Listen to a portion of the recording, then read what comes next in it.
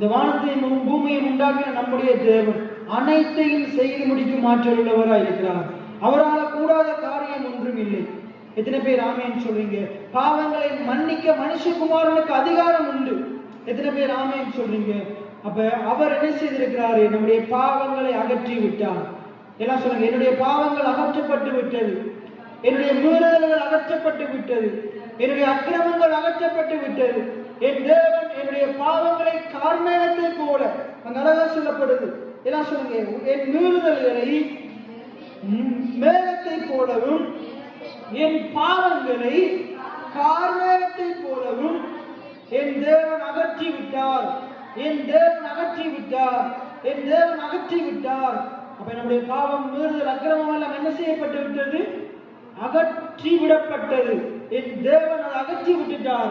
என்ன சொல்லுங்க? தேவன் அகற்றி விட்டுட்டார். எத்தனை பேர் ஆமேன்னு சொல்றீங்க? நீங்க சொல்லப்படுது பாருங்க, அகற்றி விட்டார்.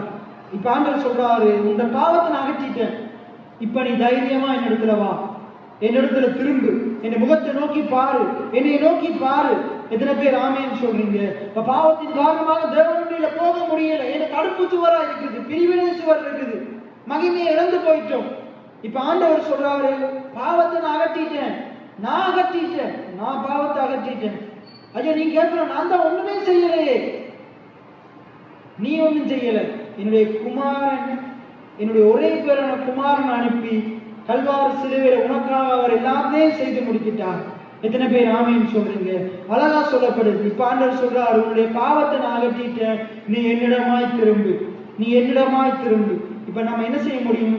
அவரிடமா திரும்ப முடியும், அவருடைய முகத்தை நோக்கி பார்க்க முடியும், அவருடைய ராஜ்யத்தை நோக்கி பார்க்க முடியும், அவர் அப்பா பிதாவைன்னு கூப்பிட முடியும். எத்தனை பேர் ஆமேன்னு சொல்றீங்க? அவரிடத்துல நமக்கு இரக்கம் உண்டு, அவரிடத்துல நமக்கு சகாயம் உண்டு, அவர் நம்முடைய சத்தத்துக்கு செவி கொடுப்பார். எத்தனை பேர் ஆமேன்னு சொல்றீங்க? அங்க மேல வாசித்த வசனம் என்ன சொல்லுது? நம்முடைய பாவம், அக்கிரமம் என்ன செய்தான்? நம்முடைய சத்தத்துக்கு அவர் செவி கொடுக்காதபடிக்கு என்ன செய்தான்?